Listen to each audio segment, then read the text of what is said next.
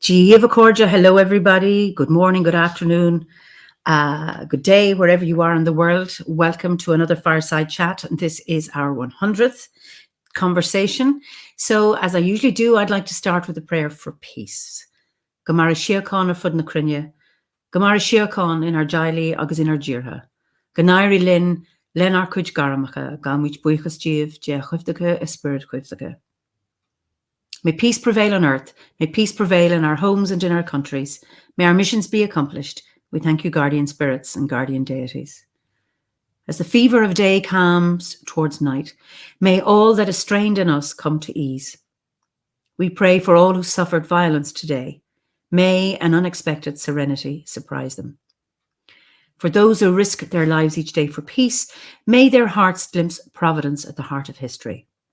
That those who make riches from violence and war might hear in their dreams the cries of the lost. That we might see through our fear of each other a new vision to heal our fatal attraction to aggression. That those who enjoy the privilege of peace might not forget their tormented brothers and sisters. That the wolf might lie down with the lamb, and that our swords be beaten into plowshares, and no hurt or harm be done anywhere along the holy mountain. With thanks to John O'Donoghue. So, hi John from Ardnamurchan, Cindy from Las Vegas, from Slough, Philadelphia, Norfolk Island, where else? Elmer's End, London, brilliant. Dull London. It's very dull here too, it's kind of damp, which always makes it much colder than it actually is, or feels colder. And New York, Suffolk, wonderful, Stratford-on-Avon, Norway. I wonder what the weather's like in Norway. So I know parts of you in the US are frozen over. We've come through our cold spell and now we're in the damp one. Washington, Philadelphia, lovely. Wonderful to see you all. So Finland, North Devon, Cornwall, Brazil, Spain, great, Edinburgh. So lovely to have you all. I hope you all had a good solstice, and if you celebrated Christmas, that you enjoyed it, and if not, that you managed to survive it. Let me go to, we're going to the US, we're going to Portland, Oregon, and let me introduce you to my guest this evening, Alex Cox. So Alex, you are so welcome to this Fireside Chat. Thank you, Eimear. First of all, let me just say, you did not mention this was going to be your 100th episode.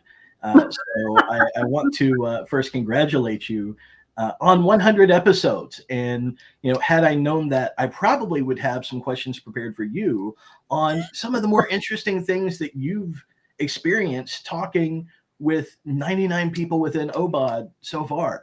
Because 100 episodes of this, looking back at your episode list, that's quite a body of work so far, for the Fireside Chats. It is. And, I've been blown away by the amazing conversations I've had. And most people, when I've asked them, they go, I have nothing even interesting to say. I've heard other people and I'm not going to be able to do it. And I go, yeah. And they've been blown away by how much they were able to talk and how much they enjoyed it themselves. And even the process of talking about it. And selfishly, I get to know people through these conversations. I mean, you and I have never met physically, but even people I've met physically a number of times, and then I've had them on, it's like, I get to know them even more because we're having a different kind of conversation than we would if we were at a gathering someplace. So anyway, it's just lovely to have you here. So I'd say, woohoo, 100 episodes young today. Absolutely. So, Yeah. So I was really surprised when I met people from Portland, Oregon, a number of years ago to discover that they had weather like Ireland, kind of damp and green. And I didn't, in America, you have places like that, because I'm always aware of our own particular Irish weather. So tell us about Portland, but as far as I know, you're not from Portland. So just tell us a little bit about yourself. Absolutely, and with much respect, I currently reside in the Portland, Oregon area. I am living and moving here as gently as possible into the area from the Bay Area, California. I'm originally from the Appalachian Mountains in Virginia, but given Portland has been in the news, given Portland has its own unique culture and unique history with people moving here. One thing I am ever cognizant of when I come here is, there is a history of people who have lived here who feel very passionate about Portland culture. And so I never say I'm from Portland, but I say this is where I'm hanging my hat and hopefully establishing a long-term life here. Portland, the green, the weather, the rain, the nature. This is what attracts people to the Portland area. And as funny as it can sound, that rainy weather can attract people. When I first started visiting up here in 2018 from the Bay Area, the humidity, the weather, the rain, the green, the mountains, these were things that reminded me of where I'm from back home. Except there's people and there's an arts culture, there is a progressive culture here. So kind of that combination of the mountains, the trees, and connection with nature here with people and connectivity and culture brought together is what made Portland appealing to me. And the opportunity to move here and kind of establish myself and my family here, has proven to be irresistible. Wow. So now you're from Appalachia. So I am. So I'm from a small town in the mountains of southwestern Virginia, where West Virginia dips down to its lowest and North Carolina and Tennessee meet. There's a tiny little town of about 6,000 people called Marion, Virginia. Myriad. Marion. Marion. Yes. Okay. It's named after Francis Scott Marion, the Swamp Fox general, who was a kind of a Revolutionary War guerrilla warfare hero. So quite, so there are several towns in the U.S. called Marion. Mine just happens to be the one that was established in Virginia. And with Marion, my history there, I was the fourth or fifth generation of my family from Marion. I was raised by a single mother and on my mother's side. And, one of the things we're talking about today, I'm a person of color. I am mixed biracial. I was raised by my mother's side of the family, who is predominantly Black. And then there's my father's side of the family from Philadelphia, Pennsylvania, who was mostly white. But my mother's side of the family were, several generations back, slaves in the Grassy Creek, North Carolina, and Abingdon, Virginia areas of southwestern Virginia. So, it's somewhere where I grew up feeling established roots, where I grew up knowing that there was a family history, where all the people around me had history with my family. So I very much had a kind of small town, 5 generations back sort of foundation, which, speaking with people in the UK, 5 generations is pretty new. I think you're still a new migrant at that point and a bit of an outsider. Whereas 5 generations back in the US, you're firmly, deeply rooted in the ground. It's really interesting about having that sense of connection to a small place, and you're able to, go back 5 generations. I think there's some wonderful parts to that. And then sometimes it could be in a small town, very confining. So what would you say you have gained from, living in a place like that? I mean, obviously there's a painful history there as well. Yeah. So, but the biggest thing I gained was a sense of community. The interesting thing growing up in a small town, yes, everyone knows each other. Everyone knows the family history. I was raised in a house with my mother, my grandmother, maternal grandmother, who passed away when I was 5, and my grandfather, who was kind of the patriarch of the family. We all called him Daddy Cox. And he was very much, just the one who was very established in town. He worked hard for most of his life in a number of different jobs in grocery, in cleaning a power company. But then he ended up buying a bunch of rental properties and managing rental homes, both on the street where he was born and then the street where I grew up. So it was very much a multi-generational home where I have my grandfather's perspective, my mother's perspective, and then my own perspective. But then we all knew everybody. So it was, and we were all known. So growing up as a Cox, of the Black Coxes in the town, there were different expectations. I think there were different, approaches to life there, and it was something that I didn't really have context to question or look at outside of my own childhood experience. I was blessed. I was fortunate. I had a roof over my head. My family, I was the second generation of my family to go to college because my mother and my uncle kind of paved that way for me. So there were many ways that I was fortunate in that small town, in the community, even with being a minority. I had several points of privilege. You mentioned expectations. What kind of expectations were there? The biggest expectation was to go to college. That was kind of a given. With my grandfather, he had an 8th grade education through the Carnegie School. It was a segregated school, for the Black community that served Smith County, the county that we were in. And then with my mother started out at Radford College, a small private college in southwestern Virginia, where she met my father, and then she finished up her college down in the Bristol, Virginia area, and became a social worker. So not only was it kind of the effect of you will go to college, but it was also the effect of, oh, your mother is a social worker, she works in the community. Your grandfather, he attends this church, people know him. He's a landlord for different people and helps people out in these ways. So there was kind of the expectation to do well, to learn, and to figure out what your place in that community is going to be. So to that end, the first thing that I ended up landing on was becoming a police officer.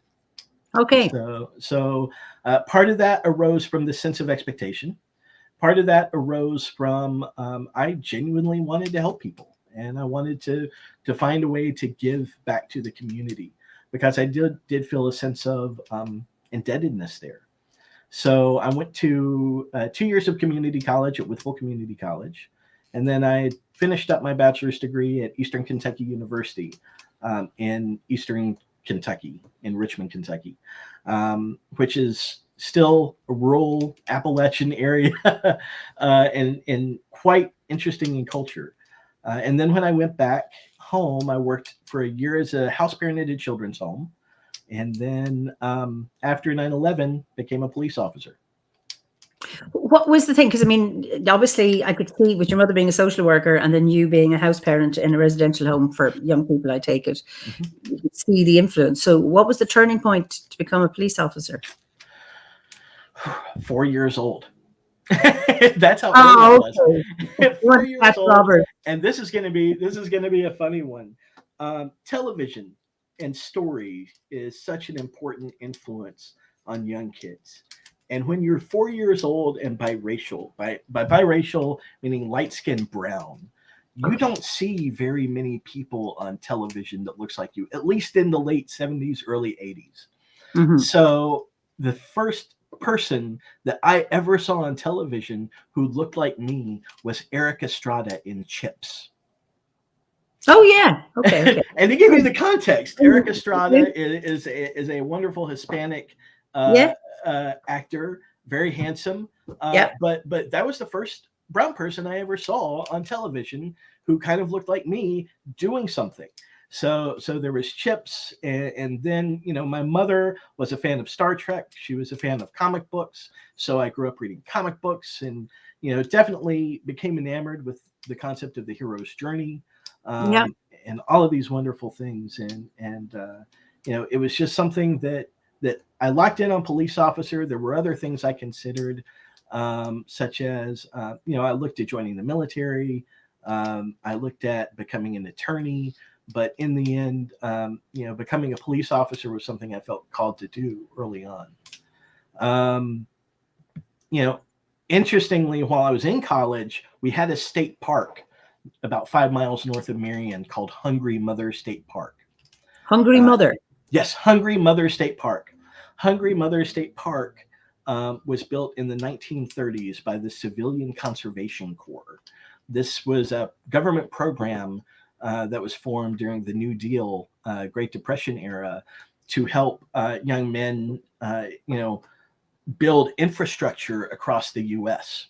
Public infrastructure. So some of the projects were building spillways or dams or man-made lakes, or parks and recreation areas. So Hungry Mother State Park was a Civilian Conservation Corps kind of park, man-made lake that was established in the 1930s. And then for 3 seasons in college during my summer times, I worked as a park ranger there. So I have to, where did it get learned, the Hungry Mother? I mean, that's... This is one of the things. There's a story. There is a story. There's always a story. But, the story, I'm going to say the story, but I'm also going to say the story is a wee bit appropriative and likely a lie. So, as with many stories. Get in the way of a good story. Exactly. We can't let the truth get in the way of a good story.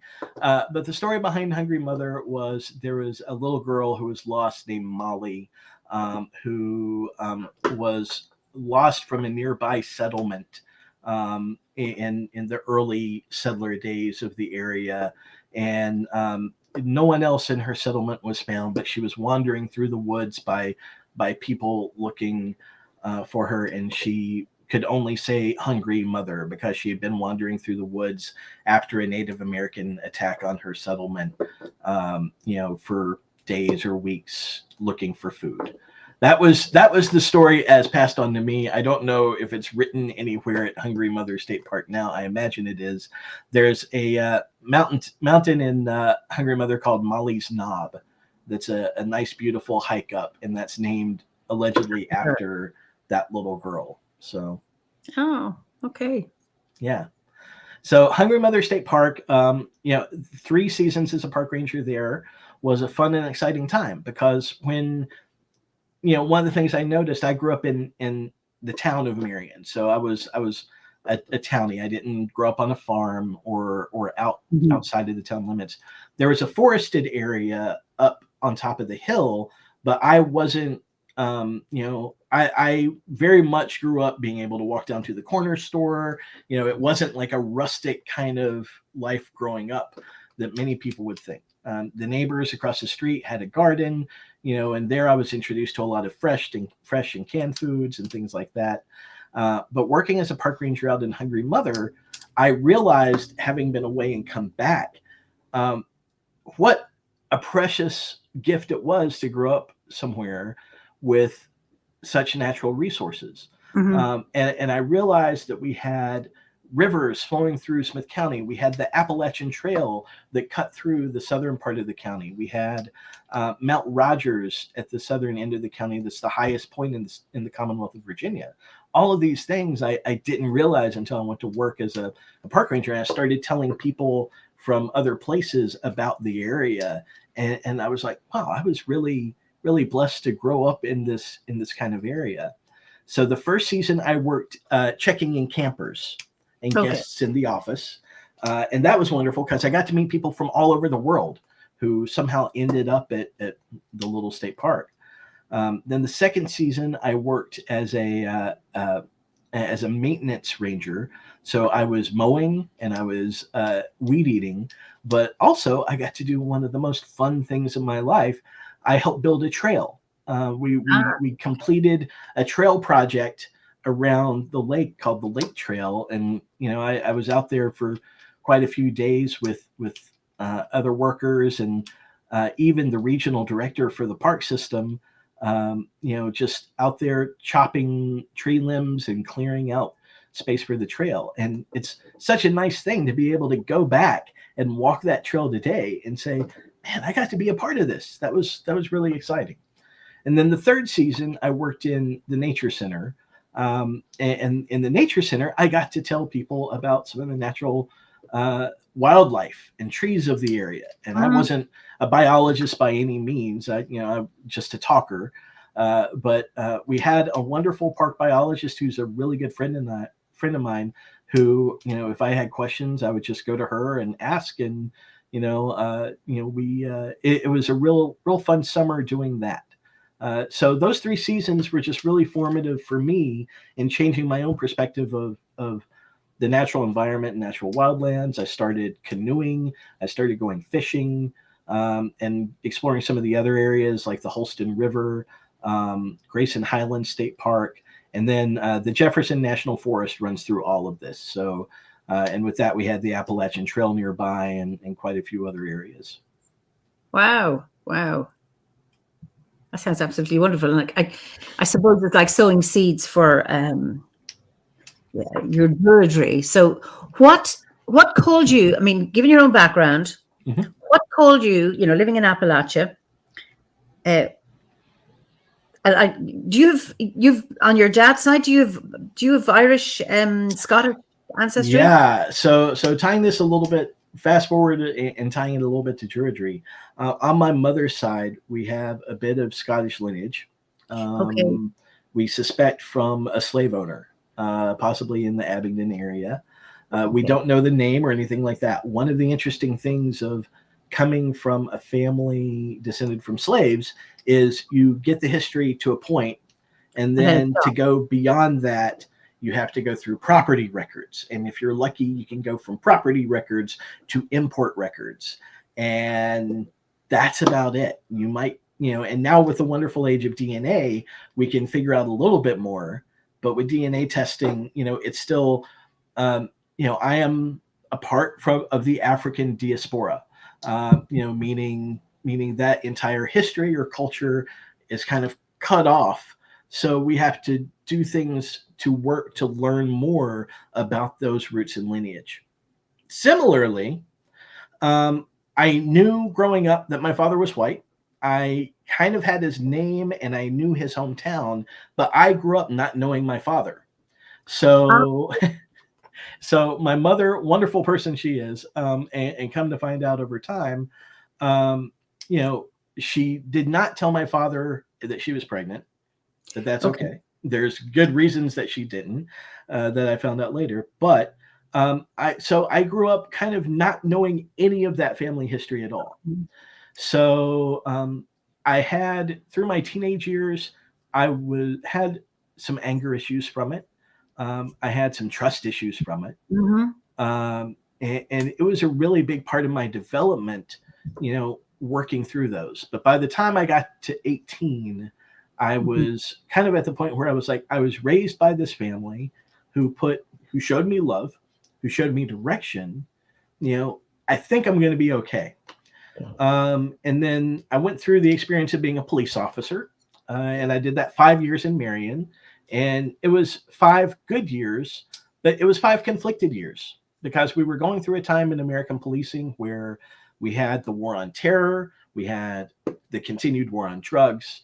I remember at one point coming in and getting issued a riot helmet, and I was just like, why do I need this? And this is, wasn't really the direction in policing I wanted to go. We had a lot of meth labs. We had a lot of meth lab raids. We had a meth lab in the apartment next door to mine at one point. That was quite interesting. So after 5 years, after a marriage, a divorce, and just kind of seeing the trend of American policing, I got to the point where I felt like I could continue on that path, or I could go and see what else I could get into. And I gotten interested in, of all things, in technology through just randomly one day working a vandalism at a computer shop. And I had some, so I became friends with the owner and had some computer issues of my own. So I had started learning about tech and computers and things like that. And by the time I left Marion, I had a vague interest in computers. I lived for a year in Michigan, working as a claims adjuster at an insurance company, and realized I absolutely did not like finance at all. It didn't really fit me. My heart wasn't into it. And the Michigan winters were very cold. And it wasn't something I was into. At the time, from a spiritual level, I had grown up Southern Baptist. Okay. And I was Southern Baptist from the point I was 11. And I was also politically and personally fairly conservative. And that's a whole different arc of my life. I was a young Republican in high school. Okay. And then which Republicans in the U.S. is a whole different thing. But then also as a police officer, I just remember going through this arc of being in my patrol car, listening to conservative talk radio, watching Fox News all the time, and just feeling angry all the time. And just stewing in my own anger. And after so long, along with this time of feeling the need to leave law enforcement, I was just like, why am I angry? Why there's nothing happening to me personally. Why am I angry at everything? So during that time that I left law enforcement, I moved to Michigan. I worked as a claims adjuster. I was also going through this arc of just decompressing from that. And starting to let go. My religious beliefs kind of faded. And then I found myself eventually working in Charlotte, North Carolina. I moved to Charlotte, North Carolina, where my mother was living at the time. She had migrated. Still have not met my father at this point, because we're getting back to the lineage question. I haven't forgotten that aspect of it. And I end up working part-time, full-time at a security company as a manager. Part-time, I take a job at an Apple retail store, the month after the original iPhone launch. Yeah. So just good timing. But what I found was for about 6 months, I was working 65 hours a week, loving it, just, running back and forth. I made a lot of really great friends who were open, who were progressive, who were creative, artists, and things that I didn't feel that I had been. I didn't feel that I was a creative person. And it was an interesting time because I found at the Apple store, I could help people with their computers. And that I felt was a good way to help people again. So I focused on the security job for 6 months. I left Apple for about 6 months part-time. The opportunity came up to go back full-time as a technician the next year. So I took a risk. I went to work at the Apple retail store as what they call a genius, and that was in 2008. Okay. I did that for a couple of years. And one night I'm talking with a friend of mine, and my friend said, "So what about your father?" And I was probably 30 at the time, somewhere like that. And I was like, I haven't thought about my father in years. And I know his name. I know where he's from. I can't imagine he looks entirely too different than me. So what do I do with that? And we have this nice creation called the internet that's like emerged over the last 12 years. We have social media. We have Facebook. Why have I never looked up my father? So I looked up my father that night, and within about 10 minutes, I had found him and found who I thought was him. I took a picture. I messaged my mother, and she was like, it's hard to tell. It's been 30 years, but I think that's him. So I spent the next 2 days crafting what I hoped would be the best email of my life. And of course, he didn't know you existed. No, he had no clue I existed. So I messaged, I sent him a message, didn't hear back at first, waited a couple of days, sent him another message, like at another email account. And then I'm at work one day and my phone rings and it's him. And we had a 2-hour-long phone conversation, connected. And he was like, "Hey, I remember your mother. I've looked at your pictures. I also had a heart condition at the time that we thought was, I would have periodic arrhythmias that they thought was atrial fibrillation.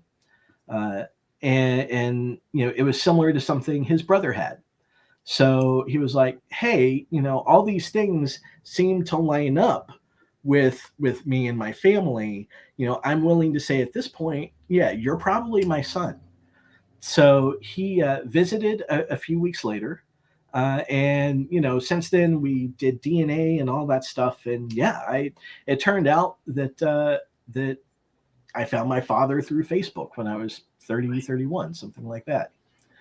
So that opened up this whole new lineage of Scottish and Irish descent through the Morrison family.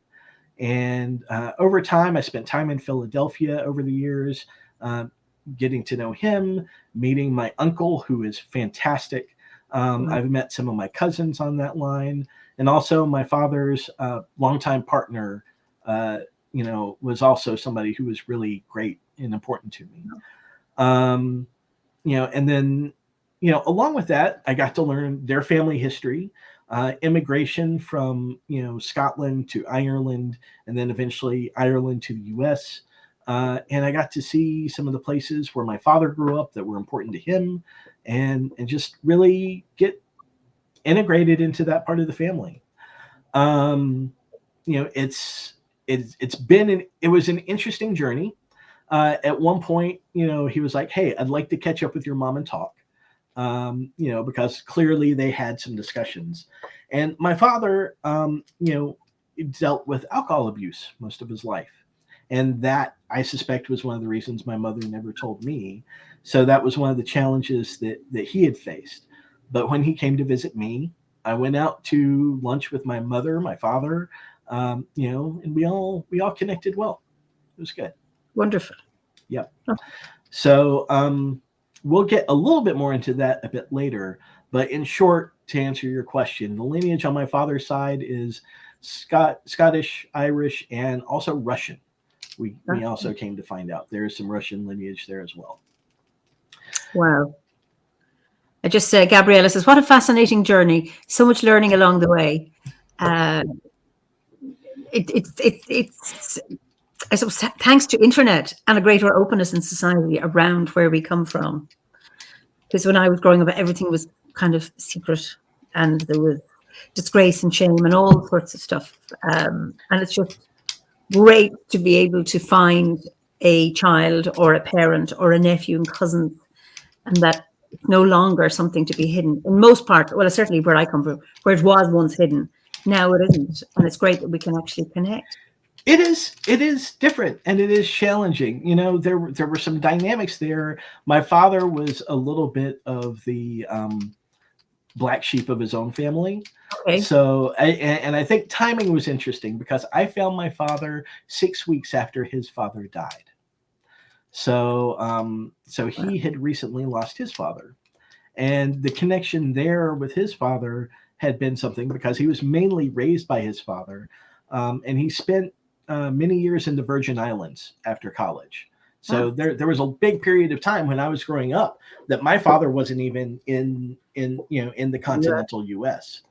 So to meet him in the midst of that for him was a deeply emotional thing. I am sad that I missed meeting my grandfather. I did end up meeting my maternal grandmother, who was a fantastic, amazing woman. She has a PhD in counseling and was a family therapist for a long time. So, between meeting my father and his extroversion and the way he would talk and meet with people, and then my grandfather being the same way, I am a bit of a talker. I'm not sure if anybody in the audience can tell, but, it does just happen. So, and I come by it honest. Well, John says, I never found out my mother, born in 1918, was illegitimate until after she died. It caused so much confusion. I can well understand that, John.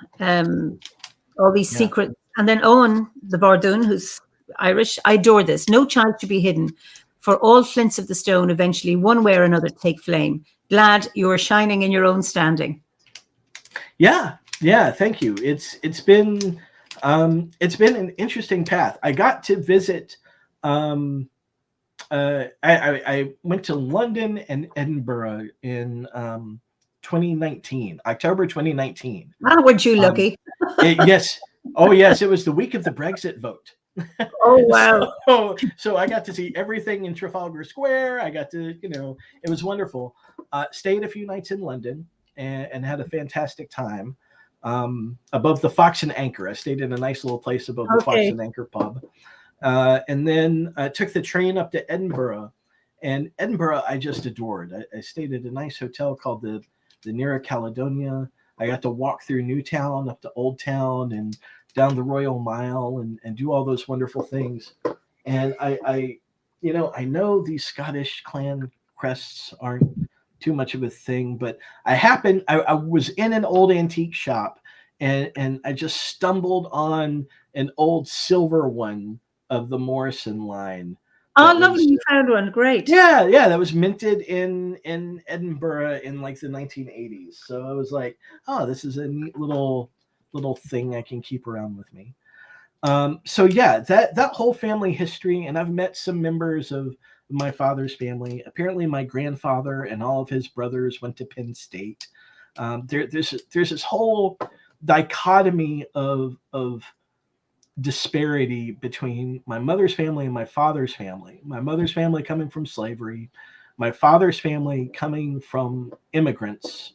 Not too many generations ago. My mother's family has been in the U.S. longer, but my father's family, I think my grandfather or great grandfather was a draftsman, and so I have a piece of artwork of the Venus statue that he drew.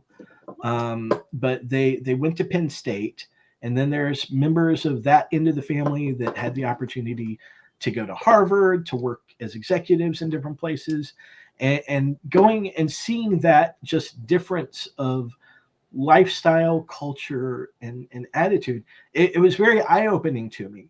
And there are sometimes, I've wondered, what would my life have been if I had known my father and had access to that. But at the same time, I'm really blessed and privileged with the way my life did turn out anyway.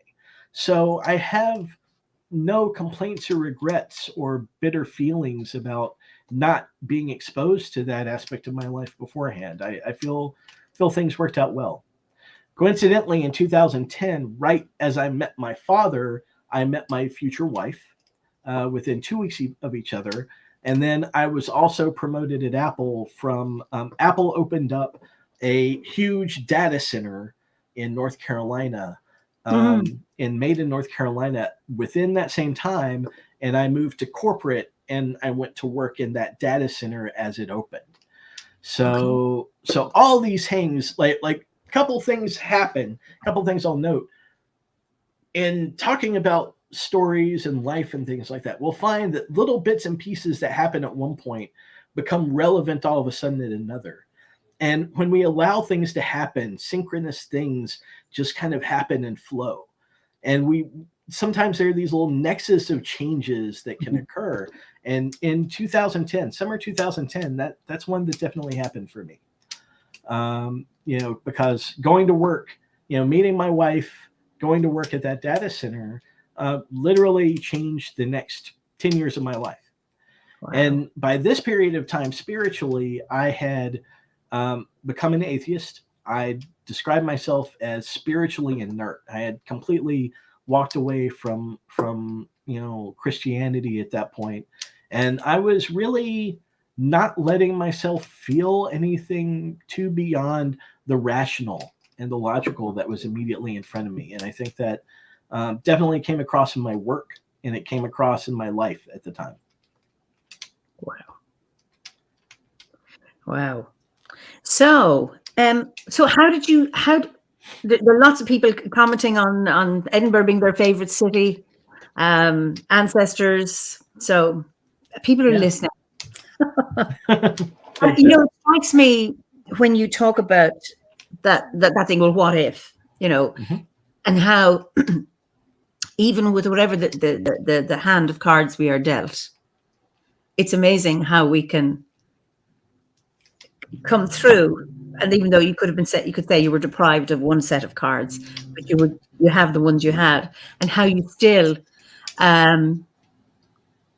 make a life, and that's where it comes from. I think your own innate resilience, your own innate talents and skills, along with, the good family background you had, with your grandparents and your mother and all of that. Absolutely. You can build a very, very good life. So that's what ended up happening next. Because the opportunity, Apple was going through just a huge period of growth, and I got to work at the data center. And my background, my degree was in policing. I literally learned how to use a computer not 8 years before, and I had gone from, with no formal training, going through this. I had listened to a lot of podcasts. I had read a lot of books. I had a really good ethic for self-learning and self-study that developed in that time from 2003 to 2010. And I went to work at the data center, and I started doing admin stuff and network admin, security admin, anything that I could get into to learn, I would do. And then I would do it, and I would learn it, and then I would write my own documentation for it, and I would do that. So I did that for about a year. And a friend of mine who was another guy, he worked. I was working second shift. Another guy was working third shift. He came to me one day and he's like, Alex, I got a job offer. We're starting to get systems in, and they need somebody running around fixing them. And so. And I was like, okay, well, you see the size of this place. If you take that job, you're going to run around for a year. You're going to be busting your rear. And then after that year, they're going to have to hire more people to do this, and then you're going to be their supervisor. You're going to be doing parts flows and all this other stuff. And, I thought about it for a second, and I was like, and I went back to him. I said, listen, if you don't take that job, let me know. And he decided not to take that job. He decided to take his career in another way. And so the next morning after he told me, I walked into the hiring manager's office. Guy's name is John Harris. He was one of my mentors in my career. And I gave him my resume, and I said, if you interview me for this job and offer me the position, I will take it. And totally not the way. Yeah, totally not the way in most corporations you're supposed to do it. But that's, but again, sometimes it's taking initiative. Sometimes it's being the right person in the right place, and having the right attitude is the big thing. And it went down exactly like I told the guy it would happen. I started doing hard drive swaps. I started doing repairs and all this other stuff, setting stuff up for repairs. I started working deeper problematic issues. I started learning about, production management and things. I set up parts rooms. Then when we hired on more technicians, I trained them. I became their lead. And by 2014, they announced they were going to expand the hardware engineering portion of Apple hardware for the data centers to start making their own servers and stuff like that. And I was in a position where I put my name in the hat for that team.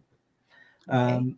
And in 2014, I talked with my manager, who talked with my next mentor, guy by the name of Gary Lavoie, who had been with Apple for 30 years. And, conversations happened, and I moved to California in 2014. Oh, okay. So it was just a brief time. It sounds like a brief time, but really it was just a lot of just boots on the ground, learning, working, taking the next initiative on the next thing. And 2014, moving out to Apple in California, and I became, by title, a hardware engineer.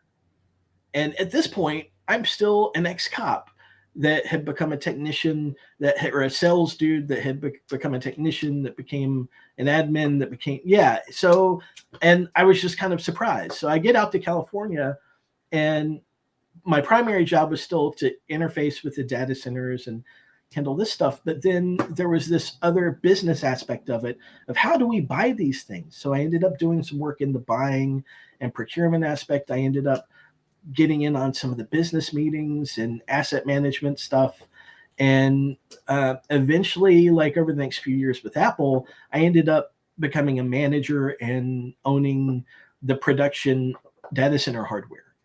So it was just this wild, weird, crazy career path that was all based on that rolling one into another based on logic, willingness to learn, and initiative. And your own skills, your ability to do it. Ostensibly, Imagine. all this started when I had a hard drive fail in my first computer in 2002, and I got so angry I boxed it up and I put it in a closet for 2 months. And when I got it out, I told myself I was going to learn everything I could to keep that hard drive from failing. And I'm 20 years out of that, of learning, and I still can't keep a hard drive from failing. So I guess there's still more I need to learn on that. But ostensibly that's where we're at there. Wow. Yeah. So the professional aspect, that's its own thing, and definitely not what I'm here to talk about today. But in the midst of this, there were a lot of things that happened that were enabled by it. So, and we talk about how touch points in story intertwine to craft to they make a fabric. Mm-hmm. So when we moved out here, my wife and I got married. My wife's name is Ashley. We are still married today, and it's still really strong. But in 2015, she got a rare medical condition called Guillain-Barré syndrome. Oh, okay. Yeah, and Guillain-Barré syndrome is one of those things where, you become paralyzed in your extremities, you lose your ability to walk, you lose your mobility. So for several months in 2015, she was in the hospital and outpatient physical therapy. Literally one day she left our apartment and she never came back to that apartment. I had to move us into an ADA accessible apartment in downtown San Jose, where we lived for 3 years. And when she got back, she had her own recovery path from wheelchair to walker to walking again through like March 2016. Wow. Yep. May 2016, I had my own medical incident. I had that arrhythmia that was going on. Oh, okay. Yeah. Yeah. Yep. So with that, one late Saturday night, I had a really bad event. Ashley called 911. The ambulance came and got me, took me to the ER. And with my own heart condition, I had been in and out of the hospital like once every year or two for the last 15 years, since I left law enforcement, more or less. And, that night, the ER doctor was like, Mr. Cox, what we're going to do, instead of chemically cardioverting you and giving you medicine for your heart to convert to a normal rhythm, we're going to electrocardiovert you.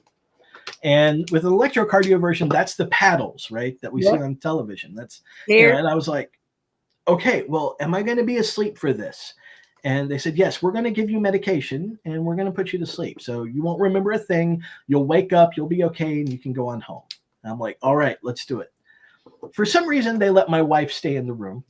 And to this day, I don't know why, but they gave me medication. And the way my wife tells the story, the doctor got up in my face as I was looked asleep. And he said, Mr. Cox, Mr. Cox, Mr. Cox. And I did not wake up.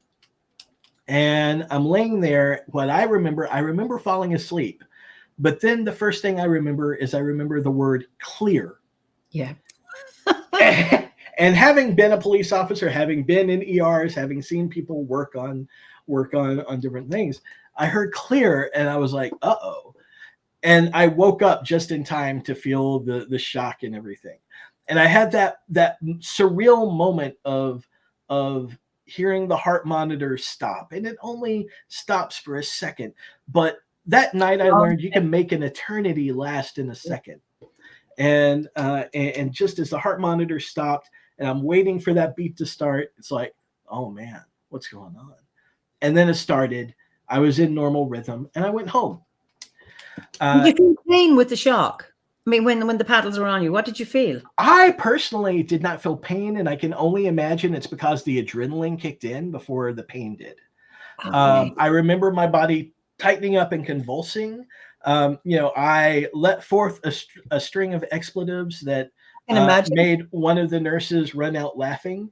According to Ashley, Ashley laughed more at the nurse than she was traumatized by seeing me get shot. Yes, so she still tells that story with a smile on her face. But after that, it was, after that, I was in my cardiologist's office the next Monday saying, let's schedule this ablation procedure thing that you have. So we go at the end of that month. I go in for the ablation procedure, and this is another procedure. You walk into a room, and it looks like something out of Star Trek. It has, monitors. It's got this thing that you lie in and wrap around. I had to put my arms in these acrylic holders, and they put a conduit in through your groin and up to your heart, and they have things that poke and prod at your heart, and they map out all of the electrical pathways around your heart. And they have something akin to a laser. I call it a laser. I think it's some sort of magnetic heat thing that burns these extra pathways. Okay. So it doesn't make your heart convulse in a bad way. So I'm prepared going in that it's going to be atrial fibrillation, or what's called an SVT, something related to supraventricular tachycardia. I'm not a heart doctor. I just ended up knowing a lot over the years. So the doctor gets in, and I'm laying there awake as they're in, poking and prodding. My heart's like 200 beats a minute, and a nurse runs past me, and I'm just like, is everything okay? And she's like, I'm just going to get help. And I'm kind of, help? Why do I need help when I'm on and I looked down at my cardiologist, and I said, doctor, is everything all right? And he's like, yes, everything's fine. And nurse, go ahead. So they get in another doctor to operate the arm, which was totally normal. And they did 8 burns on my heart. And I could feel those. They felt like little stings. The first 6 just felt normal, but my heart's still going fast. The 7th was the equivalent of taking an axe to a power line. It just hit. It made my heart go boom. And then after that, it was a normal heartbeat. Wow. They gave me an 8th, and then they shot me with adrenaline while they poked and prodded with my heart for the next hour or so. And then after that, they pulled everything out, and they said, okay, Mr. Cox, we are going to need you to sleep and lie flat for the next 6 hours. And I said, no problem. And I went back to sleep. When I woke up, they had me walk around, and the doctors told me that I had a rare condition called Wolff-Parkinson-White syndrome. And it is Parkinson-White syndrome. Wolff-Parkinson-White syndrome. Oh, white. Yes. Okay. It's another big long name, but essentially it's something that is you have since birth, that commonly manifests symptoms in your late teens or early 20s, like mine did, and people can suddenly die from it. So I realized that day that I had been walking around with something that could have potentially killed me. Like that. Yeah. Wasn't diagnosable by a normal EKG, that the only way to find out what it was through the electrophysiology study that I had. So at this point, to rack up, I've gone police officer to Apple. I've been married twice. I've met and found my father. I've left Christianity. I'm still in this period of just being spiritually inert. And in the Bay Area, I haven't really spent a lot of time out in nature. I'm living in a high-rise building downtown that's just kind of cut off and disconnected. And then, my wife and I decided to do the only sensible thing left after all this, which was have a kid. Of course. So we planned, and we had our son the next April, and his name is Zephram. We named him after the Star Trek engineer who invented the warp drive. So he's named after Zephram Cochrane. Love to live with you. Yep. But, thankfully, he is a healthy, happy, strapping young guy. And, the wonderful thing about having kids, at least in my case, was that first week in the hospital, spending time with him, I just got to see every member of my family on his face. At some point or another. Just so many different expressions, so many different things. So among all these things, that first year that you're a parent, just everything hits. you have no sleep. You're Yep. keeping up with work as best you can. My wife had been through her illness, where our relationship had shifted largely into like a caretaker role. Yep. I had been through the near death thing kind of twice, and the realization of my own mortality, then becoming a parent, and also going through like this assortment of hobbies and stuff like that. In April 2018, I think I kind of reached like this point. And finally, folks, we're 55 minutes in, and we are now getting to Druidry. Somewhat. Long story. That's Yeah. brilliant. Yeah. We get to this point where my wife and I are having some trouble within our own marriage, where, I'm at that point, I've gone through some weird stuff at work where my management was changing, but work was still good at the time. And then, just becoming a parent, that was kind of the better part of it. But then I realized I needed something more needed to happen. So my wife and I, we opened up our marriage. We became first non-monogamous and then polyamorous, which, I talk about openly. And that is still an emerging discussion. And I say that knowing that there's going to be people out there that will say, oh my gosh, I could never do that. There's going to be people out there who are in shock or things like that. And I can say now, after 4 years of being polyamorous, it's absolutely nothing like what the media would show. It is not all about sex or anything like that. It is definitely an emotional thing. And one of the things that happened as I started into that was I met someone who, one of the neat things about polyamory is you meet people who tend to be open, who tend to be doing some of their own deep inner work and healing, and who are willing to share aspects of their life with you that you can learn from. And the first partner that I had in polyamory shared a book with me called, many of you will know it, The Four Agreements, by Don Miguel Ruiz. And it's basically about Toltec shamanism. And I read it on a cross-country flight back home to North Carolina to see my mother. And when I read it, I started thinking about it. And I was like, well, this kind of makes sense to me. I like this. And I started exploring a bit with shamanic journeying and practice. And I had through this period, I'm going through this thing where I realized in my teenage years, I talked about having a lot of anger. And I had this one pivotal event when I was 15 that had been really the last time that I had let my temper go. And I had been in tight control of that my entire life up until that point. And I realized while I started working with these ideas and themes about emotional repression and things like that, that point where I locked up my anger, I locked up some other things about me with it.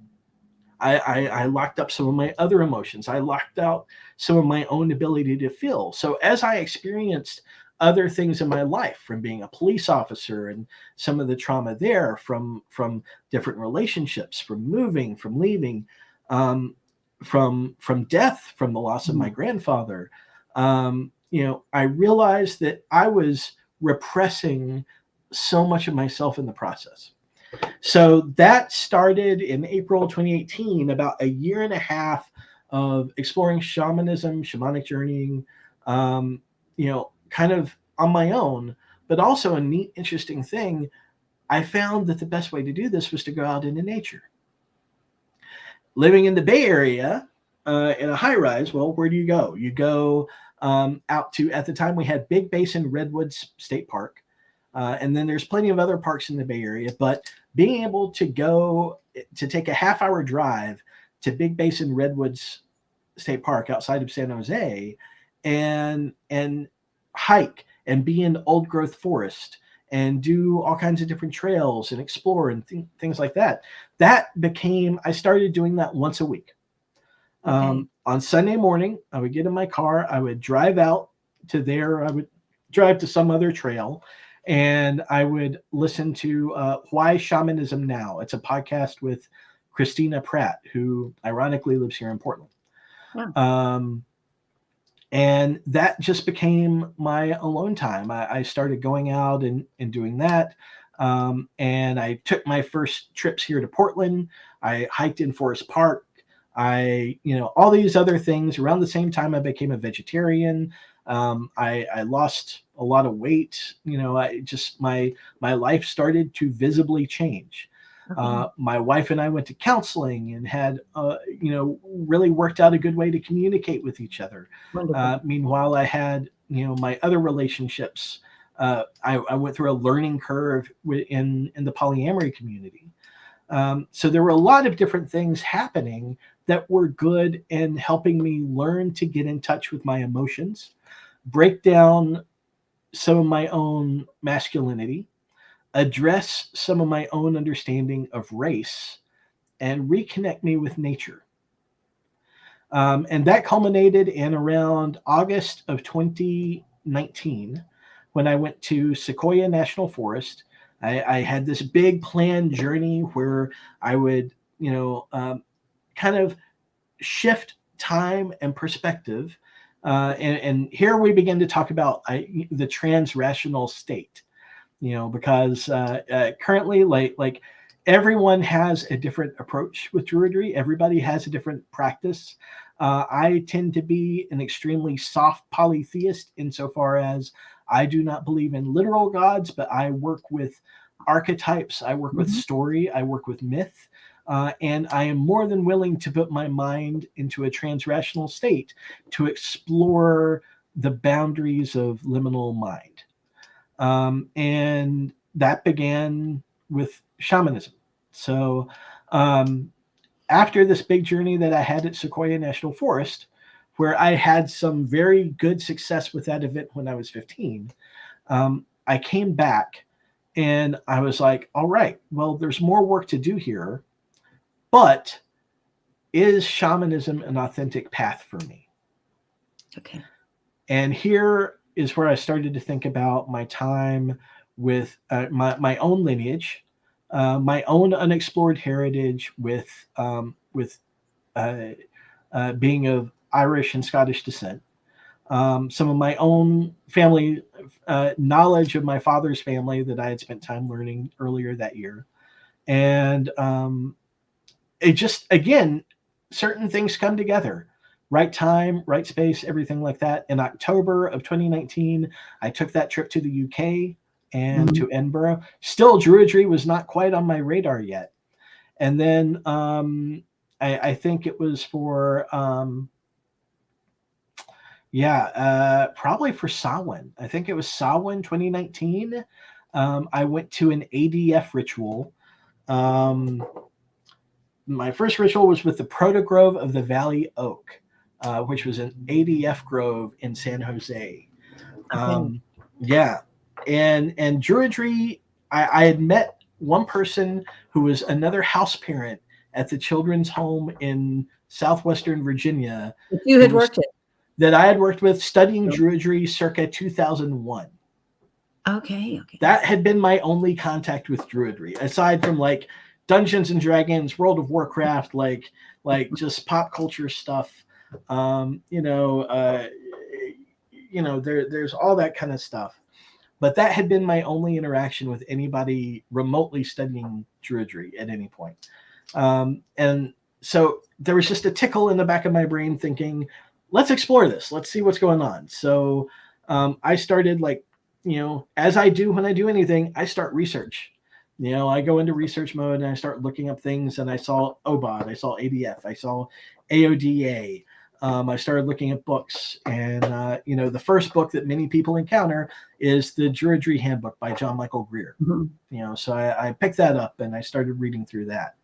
And I went to an ADF ritual in San Jose for Samhain, and I met the people there. And when you go, the nice thing about group ritual is you have the opportunity to participate. And as soon as I get there, they're looking at the parts, and they didn't have enough people to read everything. So, the guy looks at me, he's like, here, you're going to read the earth part. Okay. And I'm like, okay, I guess I can do that. Sure, we're just like diving in.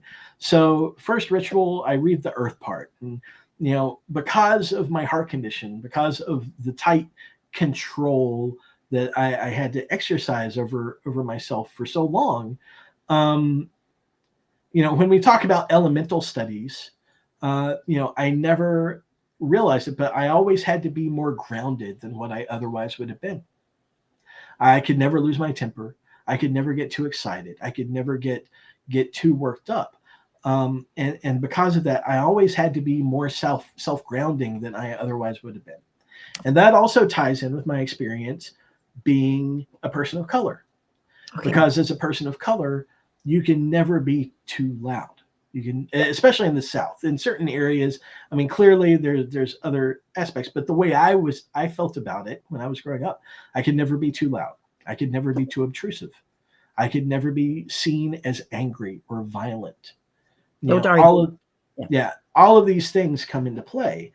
So reading that first part, and then you meet people, and this is the next thread that you get into, because you start to meet people that interplay into your story, especially when you start getting into spiritual development. I met Victoria Selmas, who just a fantastic. She's an Obad Ovate. She may be a Druid now, but very first ritual we talked about ADF. We talked about Obad. I asked her some questions about it. After that, I sent off for my Obad packet right away. And December 2019, I got my Obad introductory packet in. I went to San Jose, has a fantastic park. It is the Guadalupe Oak Grove Park. Okay. And it is interesting in San Jose, in the Bay Area, to have a park that looks like it would have been designed by British Druids to be there, because we have three different kind of regions of you have like a valley oak region, you have an oak savanna region, and then you have an oak forest region, all in just a small contained area. So I went to Guadalupe Oak Grove Park, and I did my self-initiation in December 2019. Just a question. Why did you choose Obad and not the other two, given that they're based in the US? I mean, obviously Obad is stretched, but... That's a great question. And really, the reason I chose Obad, looking at the curriculum, looking at what it was going to have us do, first reason, I believe that the best knowledge, the best wisdom, is one that you gain through work and discipline. And not to say that the others don't have that, but I like the structure of Obad. For me, especially, when you're a person of color, when you're Black, labels can mean a lot. Okay. And you can practice Druidry, you can be a Druid, and be 100% valid in your practice as a Druid without joining any order, without doing a group. For me as a person, I feel like for me to get that validity, I want to be a part of a group that recognizes it. I am more than willing to recognize anyone's practice, anyone's label, anyone's status. But for me, myself, that structure and that progression from Bard to Ovate to Druid is important for me, because so many times in the African American diaspora, we have situations where any label we take can be taken from us. So, rather than take my own label, I joined Obad because eventually I will be a Druid. Second reason that I chose Obad curriculum is it scared me. I looked at the Bardic grade. It did. I looked at the Bardic grade, and I had never felt like I was creative. I had never felt like a creative or artistic person. And I was in band in intermediate school through high school. And I remember people joking with me like, man, you have no rhythm. You don't get this music. And it's like, I don't know. I'm just playing the notes. I'm going through it. It wasn't until it was funny because when I met my father, right, we didn't talk too much about him. He was a musician. He was a lifelong musician. He was a jazz guitarist. And the Wow. first time I heard his music, I was like, oh my gosh, that makes sense. I have, the rhythm that he had was definitely unique. And his music in turn made a bit more sense to me because of that. So there was this aspect of feeling that I couldn't create. In my professional career, for the longest time, I considered myself a fixer. I used to tell people that I didn't create, but I could fix what was broken. And I didn't see and I didn't understand the creativity aspect of that. And then, another little touch point in this, Apple has these three things that they assess people on every year. Teamwork results in innovation. And it was part of my own career within Apple to start to figure out that innovation thing. And I ended up doing that. I innovated, I developed my big key things. I developed a way to assess serviceability of hardware. I developed a complex reverse auction thing, and I developed a tech refresh methodology, a comprehensive tech refresh methodology. Those were kind of the things that my current career is built on. But I didn't see those as artistic creative works. Those were business development. So as I got into this, I wanted to challenge myself. And, I was already starting to do that a little bit. This painting back here behind me. Yes, somebody has a question about that. So, okay, they want you to explain it. Yeah, this tree here is from a paint night in Oakland, California. I just was on Facebook one night. I had a free night. I saw an event for a paint night to do a world tree of life. The tree of life, when I was practicing shamanism, became a very important symbol to me. That was kind of I developed, while I was practicing shamanic journeying, I developed my own sacred grove already through that. So I was getting into journey states and using that. And this was literally what we did that paint night. And when I finished it, I was like, wow, this is a great visualization. I'm going to run with that. So I had started to do a little bit of creativity and things like that beforehand. It's a fascinating tree because to me, and I'm looking at it here in Kilkenny, a long, long way away. Yeah. It's like it's suspended. Yeah. Like the surface of the earth, the ground is like a rope or something. It looks like the tree is suspended in space. It's amazing. That's very much what it's like. And for me, it represents in shamanism, they have the concept of the lower world, middle world, and upper world. And those were three very distinct journeys that I learned to access while I was practicing shamanism that, have helped in my druidic path. Like it's been some of that inner work I realized as I was getting into druidry. It's like, okay, a lot of this is familiar. But from my own time, I growing up, learning to be a police officer, you do martial arts, you do things like that. I had some experience with like Zen and Buddhist philosophy of, when you begin to learn, you begin with an empty cup or an empty mind. So coming into druidry, yes, I carried what I had learned before, but I also wanted to also give a clean slate to druidry to do things in the way that I was being instructed as well, and give time for that.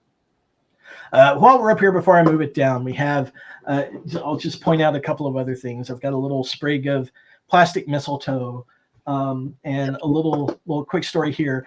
At the police academy where I went when I was a police officer, the academy director had this big wood plaque on the wall that said, "There's a whole lot of sadness in this old world."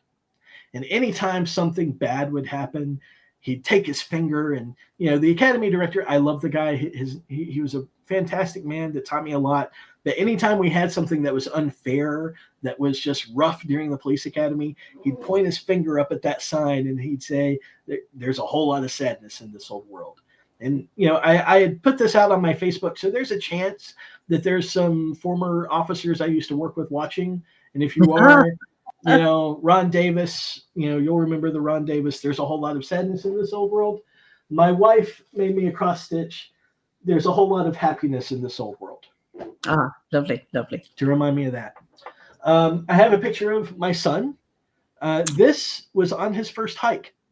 We were on a trip up here to Portland, and he was just, he was bebopping along. This is about 10 seconds before he fell and almost rolled off the trail edge. Okay. But this is fun. This is an old blueprint. When I met my father, he was a musician. He also sold insurance. He also owned a lighthouse, which is a weird thing, but that fits with my father and his life. He owned Execution Rocks Lighthouse in Long Island Sound. And he did that through a program with the federal government. He set up a nonprofit to get it, and he did some restoration work on it, and he was starting to get it ready to where people could camp out at it. So yeah, and we'll get a little bit more to the continuation of my father's story in a moment. And then this picture is from a shop called Enchantations in San Jose. This is a drawing of it's a self-portrait of a practitioner who owned the store. Her name was Sabrina. And the story behind that, as you start getting into metaphysical practices and things like that, you start to have different encounters with people and talk about synchronicity. Right as I finished the Bardic grade and I decided to take the order Serving the Living and the Dead course, I happened to, somebody told me about this shop. So I went in and I met the owner, Tina. And I was drawn first to this drawing. This is a lovely drawing of Caradwyn, the tale of Guionbach. The moon, the phase of the moon on her hair. Yeah. Yep. And then you also have the hair. And the hawk. You have the whole story here within this. And I didn't realize it at first, but literally the day I finished the Bardic grade, I went into a shop and I saw this. Oh, lovely. And I started talking to the owner of the shop, and she said, "This is my wife's artwork." And I'm like, "Oh, this is wonderful. This is lovely." And I started to ask about her wife, and she said she died a few months ago. And she started telling me about her, and she was from northeastern Tennessee, not too far from where I grew up. There was just a lot of things in common, and she had some really lovely artwork, and it just became one of those moments as you start talking to people. You can talk to people about their grief and their loved ones, and if you do it in the right way, you can bring that person back alive for them for a little bit. And when you do that, that's just such an important moment. And excuse me, I'm a crier. I am going to tear up a little bit. We've had tears on this program. It's such a wonderful moment that you can have with someone going through grief and loss.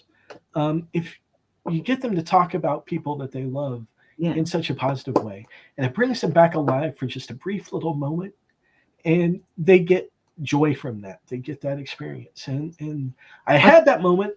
Oh, yeah. No, I think, and I know that myself. And there's somebody called Tom Campbell, not my stepson, but quotes that as long as you still talk about they're not really dead, they're still there in existence. And I find that myself in those I've lost, to be able to talk about them, it brings them to life. Very true. And universally, no matter the religion, no matter the belief system, no matter what you think of happens in the afterlife, that is true. That's a universal thing, and a very beautiful thing. So I had that experience with Tina the day I finished the Bardic grade, and And it was just a confirming thing. And I also bought this self-portrait of Sabrina to recognize that. Beautiful. I want to bring back to just your comment, because it really touched me when you said about things being taken from you, Yeah. as a Black person. And Owen Bavardin, he's a member of the order, and he was a guest, I don't know, 2 years ago. He's a traveler, Irish traveler. Yeah. And he said, the comment of having it taken from us is resounding in me. Those not of the social centre can feel far more vulnerable in being included. Race, gender, colour, regional location, relationship dynamics all play a part of the way of the oak, as the bare bark of experience can grain up so much in different lineages and approaches and understandings. Thank you for sharing your openness and personal truth. This has been a boon of thought for me. So he has to go early, but he would identify with that in terms of, as a traveller, in the 60s, there was an assimilation process where travelers had to integrate and assimilate into Irish so-called settled life. And nomadism has been out, as it's illegal here in Ireland. So their traditional way of life was taken from them. It was just also, when you said it, it just really hit me, that having things taken.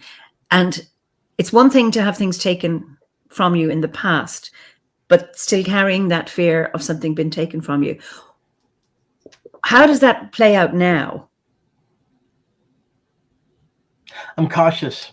Okay, all right. Well, then that's fine. No. I said no. That is literally how it plays out now.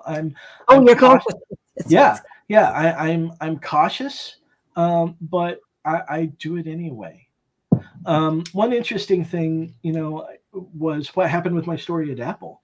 At Apple, management had a big interchange. I ended up getting a new manager, and we went through a period of like a year and a half, where my team had responsibilities and I had responsibilities on paper. Those responsibilities were going to other places. I started asking about it, started looking at things. I would get hiring codes, but then I would want to look at other places other than the place where my manager worked before. I started noticing that, like, my peers that were getting hired were people from my manager's old company, and not from like open hiring practices. And I was just kind of like, this is so weird. So I started asking questions within Apple, and I started asking questions with HR and things like that. And eventually it was the point where it was kind of clear, like, this is going to be okay. This is sanctioned. So it wasn't taken from me, but I was quickly moving to a place where I just wasn't doing interesting things anymore. Okay. And it wasn't, my evaluations were still good. I was feeling frustrated from not understanding. I felt I wasn't being told everything, or I was being told one thing and then other things would happen. And after the conversations I had, it was just, I felt from a career perspective, it was time to leave. Mm-hmm. So one thing that can happen is you're less likely to stick it out. You're more prepared to go and rebase yourself, because you can feel a little bit more, to the traveler's perspective, you can feel a little bit more transient. You can feel like someplace that your home isn't really your home if it can be taken away so quickly. Part of that can be said that I was also willing to give it up. That I was, and it wasn't like I lost anything. The next company I went to work for was Facebook at the beginning of the pandemic. So, there's an amount of privilege there. I'm not going to say, woe is me, I left my job at Apple, and fell into obscurity. But I went to work at another company, and it was interesting working at Facebook remotely through the pandemic. I am not a great remote worker. I like having an office. I like having people, and I was in isolation. I had just started the Bardic grade. So this happened, we had gotten right up to December 2019 when I joined the order. Yep. So we're talking April 2020 at this point. Yeah. And I'm working at a new company. I'm working through the Bardic grade. And I'm just dealing with isolation and things like that. And it didn't take long for me to break down. I think I had my first crying at my chair under my desk in my home office in June 2020. So, and I think a lot of people went through that. And I think that's an interesting thing that we all kind of mass collectively went through. Mm.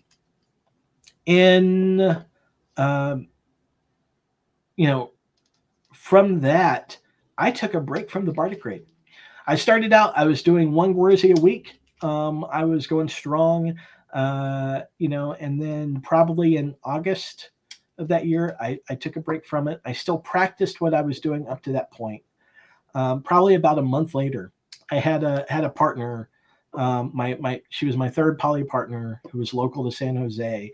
And again, some of the strength of partners, of having multiple partners, is you get multiple points of insight to you. One night we're sitting having a casual dinner, and she looks at me and she says, "Oh yeah, you have ADHD." And just her way of saying things was just like matter of fact. So she was such a logical person. And when she said that, I was like, no, I don't. I would have been diagnosed with this. She's like, oh yeah, you totally have ADHD. And she's like, look up the adult symptoms. I've been thinking about this for a month and been deciding how to say this to you. And I'm like, seriously? So I looked up the symptoms for, what ADHD looks like in adults. And I'm like, wow, you're right. Okay. So I did what I should have done long before, and I found a therapist for myself. I found a therapist who was qualified to talk about ADHD, do ADHD diagnosis, who was comfortable also talking with people and working with people who are ethically non-monogamous or in polyamory, and who also had a history and had knowledge of working with people with PTSD and law enforcement and military. Finding that person was a bit of a trek, but I found her, and I started remote therapy. About that same time, we were going through all kinds of social upheaval. We were going through the Black Lives Matter movement here in the U.S. Everything was just breaking down. We definitely had the effect of Trump in office.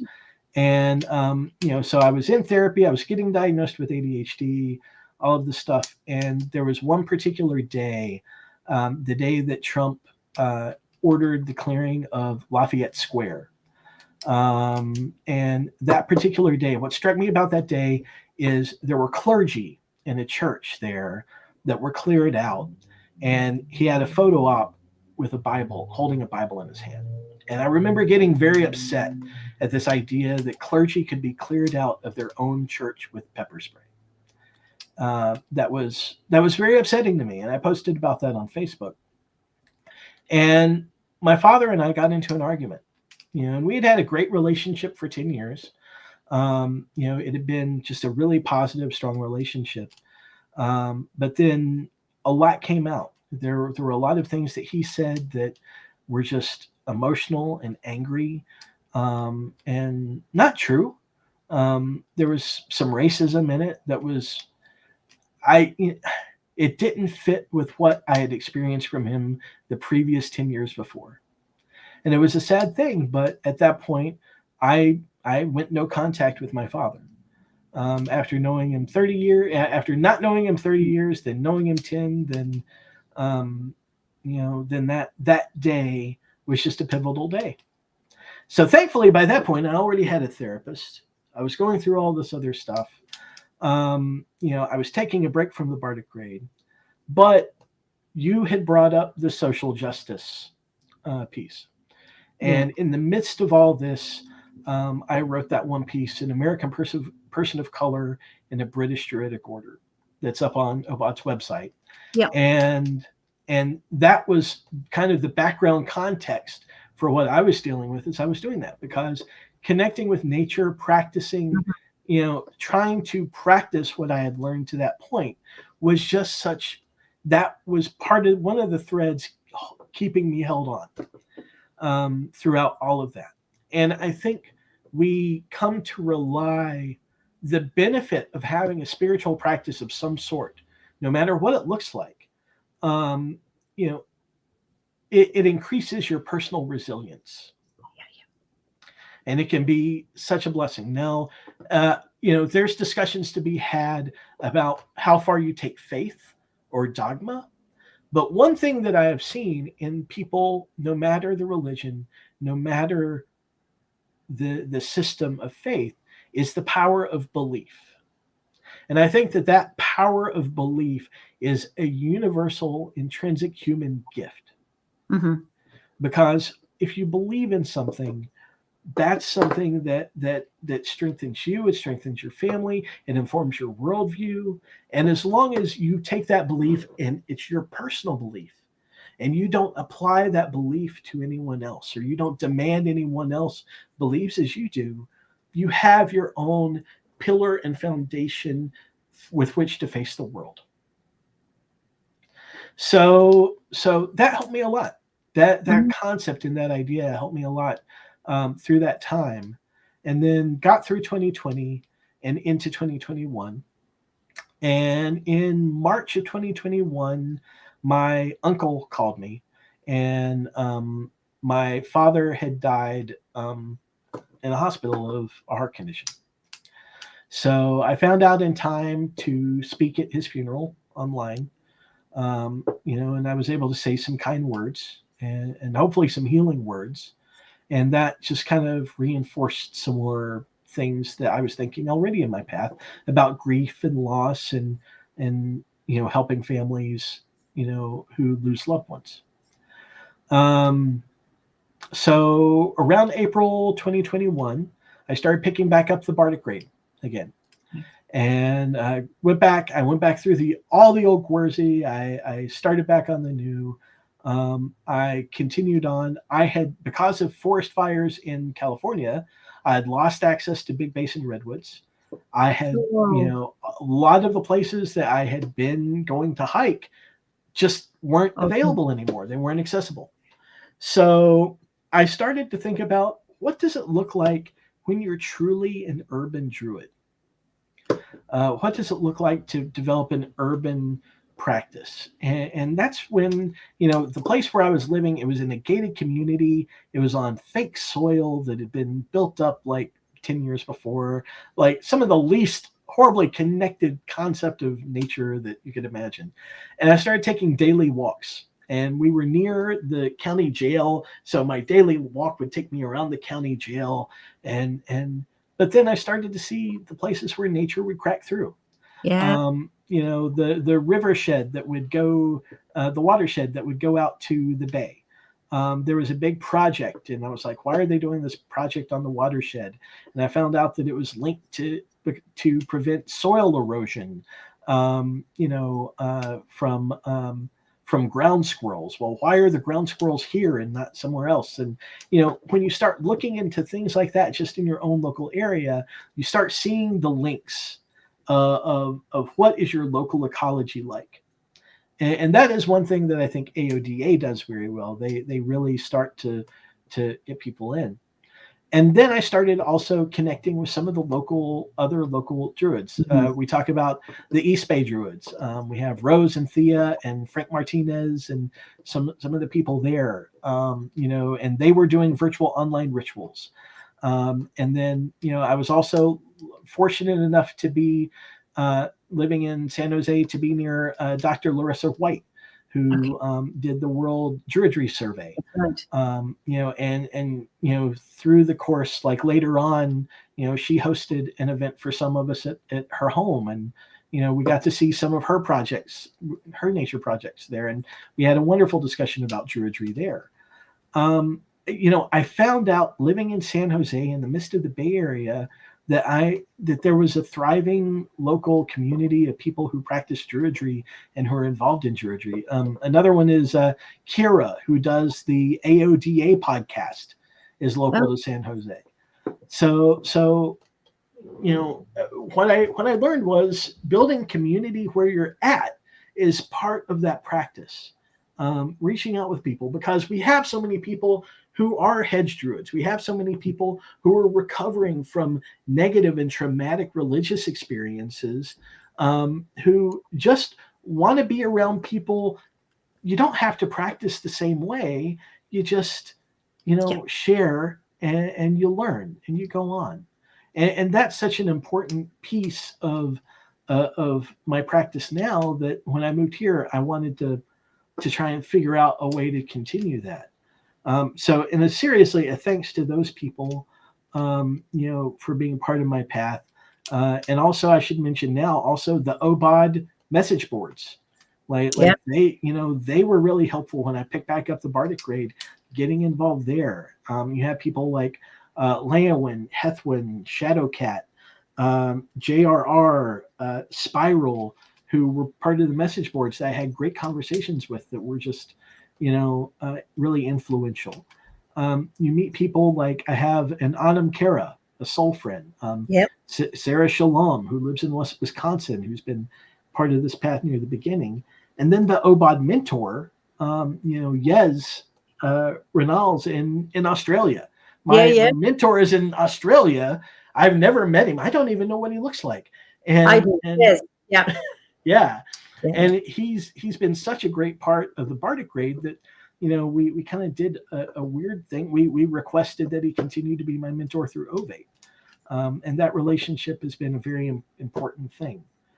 So all of these people form a community that you develop ties and you develop ideas and concepts with, and whatever your own personal practice looks like, it can be informed. But the thing I love about Druidry is none of it's dictated. People say OBOD has this intense structure. It's not very intense. There's so much room to work within. There's no real lines to color in. You just develop so much of your own. So the rest of 2021 was working through the Bardic grade. I got really into poetry. I explored song. Yes, the elemental, working through the elements. I talked about like Earth was the one where I felt most comfortable. My personality itself with ADHD and all these other things, I realized that I probably would have been an air, limited toward air most of my life. And I've been repressing that. So the more I worked with air, the more at home with myself I felt like I was becoming. Yeah. So would you like to share some of your poetry? Oh, yes. I have some I can share. And I will attempt to pick some of the less, to coin a British reference, at least Vogon poetry that I can, if you're a Douglas Adams fan. And my poetry runs from really deep pseudo-political to just lighthearted and whimsical. So I'll start out with one called Crickets, which is a short one that's a little bit more on the whimsical side, playing with sounds. Okay. Crickets. Crickets crick, cricking songs of night. Crick, crick, crick, to silence delight. Tucked away, far out of sight, hidden violas making darkness light. Beautiful, beautiful. Yeah. So that was a short one that was just one day I was out listening to the sound of crickets. And I realized in California, I didn't get to hear a lot. But growing up, I had heard them all the time. So suddenly I just realized it's so nice to hear crickets. It's just wonderful. This next one is a little bit more on the daily observation kind of aspect of it. This one is a little bit more modernist style. Most of my poetry has rhyme, and I attach a little bit of meter to it, but this one is kind of all over the place. That's more of a story. This one's called Ravens Come. Okay. Today I watched a man so angry about littering. He chased a car out of a parking lot on foot. Yet he was not angry enough to pick up the litter. The gulls came first, white as doves, surrounding fries hungry. Then their victory lost. A raven arrived and staked its claim, picking up a fry. I watched it a while. It called another. They picked and pecked. They took what they wanted. I finally got out of my car at last and picked up the rest to put in the trash. Why do we get so angry we will attack others, but not take action to fix what we're angry about? And I can't help but think this is our story as we let the earth choke. Wow. That is very powerful. Well, Yeah. Alan Hopkins says that is far better than Vogon poetry. And he said that about your first one. Okay, thank you. Thank you. Appreciate that. That is something that's wonderful. Yeah. That was just a day I was going to walk at a park, and it all played out in the parking lot right in front of me. And I have pictures of the ravens there, and it was a wild thing. A little bit on let's do one. This is good for the Druid group. In Druidry, we talk about labyrinths and, the wonderful power that you can get walking through a labyrinth. In San Jose, there is a Rosicrucian museum that has so many Egyptian artifacts, and it's just it's a unique, interesting thing that unique to San Jose that one would not expect just driving by it. On the grounds, there is a labyrinth.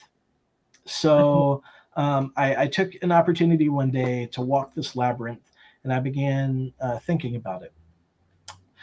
The labyrinth round west to east, then back again, turning and twining, inward to end. Enter in water, in feeling and flow, reflecting heart's path, and learning intuitively to go. Northward it passed, earth with firm ground, footsteps reminding all I had lost but yet found. Eastward I blew to the layer of air, remembering the breezes which brought me here from there.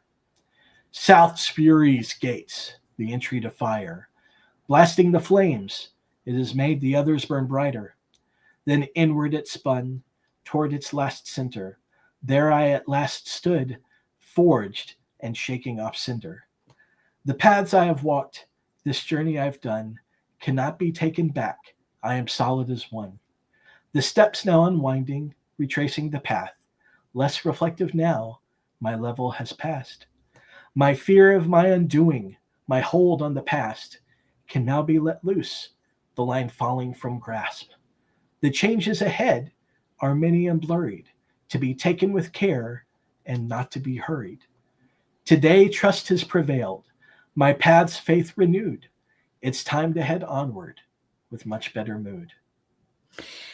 That is beautiful. I've been to San Francisco, but I didn't know about, my brother lives there.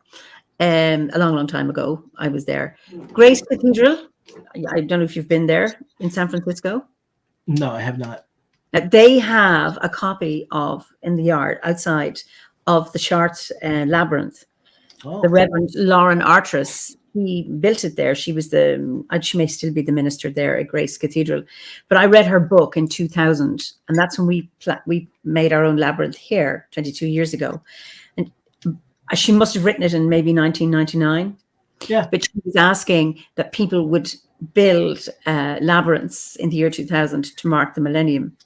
And just as I'm familiar with walking a labyrinth, and it was just interesting as you're speaking to that poem, following the labyrinth. It is just so powerful. It's so beautifully evocative what it's like to walk a labyrinth. Thank you. Thank you. And that ties in a little bit with what we're talking about, because again, that's another piece I wrote, I think, toward the end of the Bardic grade. And, talking about labels and things that can't be taken away, those things earned, those are definitely things that are on my mind. And when you asked one of the ways that I approach it, caution, but then as to what the poem spoke, a little bit of faith, a little bit of trust, that if you're going to put the work in, if you're going to put the effort in, that it's going to be rewarded. And that's something that with Druidry, with the OBOG curriculum, especially being experiential. If you put the work in, if you put the experience in, if you don't think of it as I do 1 course a week, if you don't think of it as I read this and do that, if you really put your mind and your heart and your experience into it and commitment into it, then it is very much rewarding. Just one thing I want to say, you weren't in the order at the time, but we celebrated our 50th anniversary in 2014. Mm-hmm. Yeah. And Kathleen Matthews, I don't know if you've read any of her book. Kathleen and John are prolific writers on druidry and shamanism. I'm familiar with John, and by that I also, I think, familiar with Kathleen. Yeah. Okay, so Kathleen gives a talk, and you know that people can give talks, and you say, "I loved it," but I can't remember what they said. Often, I have great feelings after talks. Certainly, one thing I remember from Kathleen, her closing remark is, so she's obviously been talking about druidry, blah blah blah, and then she says, "So if somebody," and this is important, this is pertinent to this, can it be taken, or it can be taken. So you call yourself a druid, do you? And your answer is no, I don't call myself a druid. I am one. And I've found that really, really powerful and really, really profound. Because when there are people fighting and arguing, you're not a real druid because you are, whatever it is. Yeah. It's like, well, who says you can call yourself a druid? And it's not about the label. It's about, we have in the Irish language. So I would say, Drí atá anam, which means I am a druid, but literally means there's a druid within me. Yeah. And I think that's something for anybody who is walking this path. You decide, is there one within you? I've come across people say, no, I'm not comfortable with the druid. I can't call myself a title. I don't like calling myself this. I don't feel comfortable with it. And that's fine. That's everybody's journey. But to be able to say, and it's to feel it, and you do that through your experiences, through your engagement with whatever the practicums, the gwerths, your connection with nature is. And it's about you owning it for yourself, and that nobody can take it away because nobody gave it to you. So it can't be taken away. It's what you have drawn into yourself as a druid. That's a very beautiful thing. It's a very beautiful mindset. Again, forgive my crying because I am a crier in the order of a person. There's a TV show that I got addicted to over the pandemic. The Great Pottery Throwdown. It's a British show. Never heard of it. Okay. Yeah, it's basically think Great British Bake Off, but with and clay. All right. Pottery and clay. And if there's one example in media who I would say I admire as an example of what an emotional man should be like, it is this gentleman by the name of Keith Brymer Jones, who is one of the judges on this show. But anytime he sees someone putting forth a work that they have poured their heart or their soul into, he tears up instantly. And I am very similar in the way that when you say those words, I will tear up instantly because to me, that's a thing of beauty. It's a thing of inspiration. And learning about beauty, inspiration, learning the flow of Awen through our lives, that for me has been, and channeling that flow, whether it's in poetry or anything like that, that's something that is a beautiful thing to me. There's one last story I will read. It's not a poem, but it's a story, but it's one deeply personal because, we talk about all of these things, in terms of druidry, poetry, songs. How do they affect how we live our lives? How do they affect what we do with people around us, right? So being a father, my son's now 5 years old, and one night, putting him to bed, and we still lay down with him and we talk and things like that. And some of the most philosophical talks you will ever have in life are in existential discussions are with a 4 or 5 year old asking some of the big questions of life, right when they're tired and sleepy, right before bed. And we in our house, we are open about death.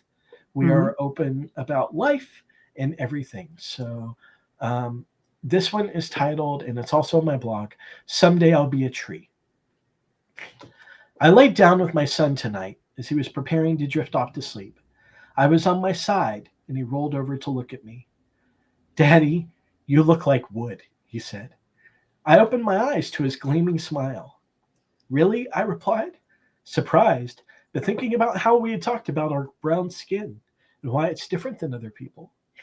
Yeah, why do you look like wood? He asked. Because I will someday be a tree, I began. When I die, you will plant me in the earth, and I will sprout up into a great tree. My roots will dig deep into the soil, drawing up nutrients and water, and spreading out to connect with other trees in life. My trunk will go big and strong. My limbs and hair will spread and touch out into branches and leaves to collect the sunlight above, and I will sway in the breeze. You won't turn into a tree, Daddy, he laughed, with a big smile on his face at the idea. If people turned into trees, the trees would have eyes and faces. Maybe I will, maybe I won't, I said to him as he turned back over in bed. I guess you'll just have to wait and see. A few minutes later, Daddy, do trees talk? His small, tired voice asked. They do, in a few ways, I said. Trees talk through the wind, like the air in our lungs across our vocal cords. Their leaves shake and their limbs creak, and they sing a song in the wind. They talk in another special way too. They talk through their roots, through the soil and the ground, with each other and with plants. If one tree is in need, they send food and water to them. When another tree dies, that tree gives its nutrients to the others so they live on. Trees talk to each other all the time. And when I'm a tree, you can always come to me to talk. You can sit under my shade and listen to my leaves. You can touch the soil under your fingers and know I am a part of it. And the whole earth loves you. By that time, my son was asleep, dreaming of his dad made of wood. Sorry, now you have me in tears. So there's a number of things. Karen Bennett Kohler says, please make that into a children's book. Tracy says, we should all aspire to be a tree when our spirits leave our bodies. And then Alfie says, where can he find your blog? Yeah. I can post it. Sure. AlexCoxblog.com. It's nothing really profound. I started it before all this. So like if you go back to some of the oldest stuff, you're going to see some mundane stuff. You're going to see, I think I wrote a review of... Is it Alex.com, just Alex Cox blog, all one word? AlexCoxblog, all one word.com. I think I have a review of Copy Paper, to talk about the difference of who you are as a person as you go through these experiences. And I leave it up because I like to see that transformation. One aspect of my life has been, I have been fortunate enough to become anything I have aspired to be. And that's a little bit of a shifting around of a quote by a Confederate general, Stonewall Jackson. So I'll go into some of my Southern stuff, but I've been fortunate. It's not a quote that I think the man would have ever intended for me to have, but it's one that I'll gladly take. Well done. Somebody said, I think Sandy, who was a guest a few weeks back, around trying to take things. It's your spirit is druid, she says. People only look to rob you of what they are missing in themselves. Love and blessings. That's very true. That's extremely true.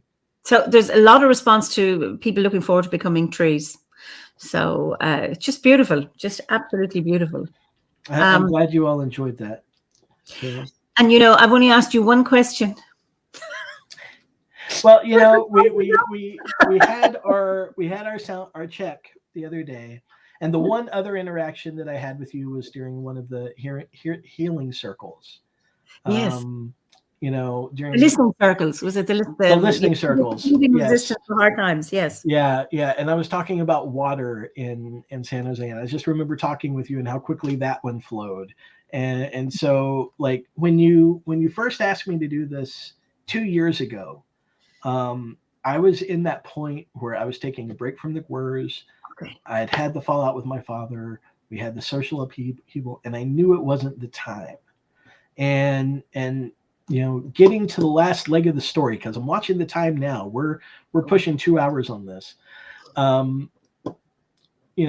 We get to the point where I finished up the Bardic grade, and stuff happens, and I had been at Facebook a year and a half last fall, and I was honestly, I had a good team, I had a good manager, but I was just at a point where my son was 5, he was going to start kindergarten this fall. I was still living in San Jose, and I wanted to move out, wanted to get somewhere different, and I was in a fortunate enough position to where I could think about taking some time off from my career.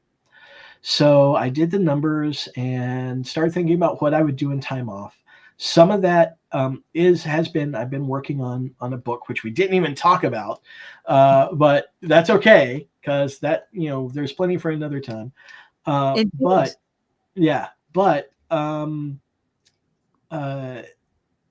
we get to December, and I decided to take a career break. So I had worked since I was 16 years old, and I was 44 at the time. So I'd been working almost 20 years, and I was in a fortunate enough position to take time off. So I took time off. I did some personal writing, or finished up the Bardic grade, started the Ovate grade, which anybody in the Ovate grade, hang in there. Like the Ovate, the Ovate grade, it has its own wonderful challenges along with it.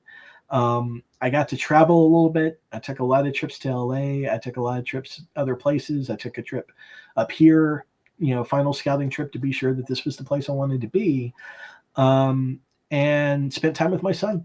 And he started, so all that happened. We moved to Portland in July. He started kindergarten in August. And I've continued on the Ovate grade, but when I got here to Portland, I wanted to find community. I had certain goals. One, eventually, yes, was to restart my career. But I had goals to find polyamory community, druid community, and, start to form roots in life here. My son started in school. I found polyamory community fairly easy, got in with a good group. Druid community, I started tripping over druids left and right. Hedge druids, people who had been, there's a big ADF grove here, the Columbia Grove. I haven't been to any one of their rituals for other reasons. There's a smaller seed group here, the Grove of the Eternal Madrone. I reached out to them, but it didn't work out for me to attend any of theirs for several months. But I just kept on running into people who were solo practitioners or interested. And I met, again, going back to the theme of life, things happen in life because of the people that you meet and the things that happen.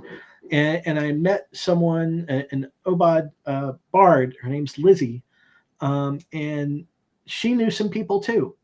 And we get to talking, and we're just like, let's form a seed group.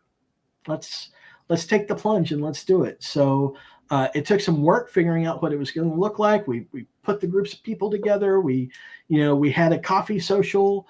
And the whole idea behind this group is I don't own it. She doesn't own it. We have no priests or leaders or things like that. It's just a bunch of people who bring their practices. And we held our first Alban Arthan ritual Monday night. We are called the Oak Heart Seed Group. Oak Heart is one word. And now we are active and operating in the Portland area.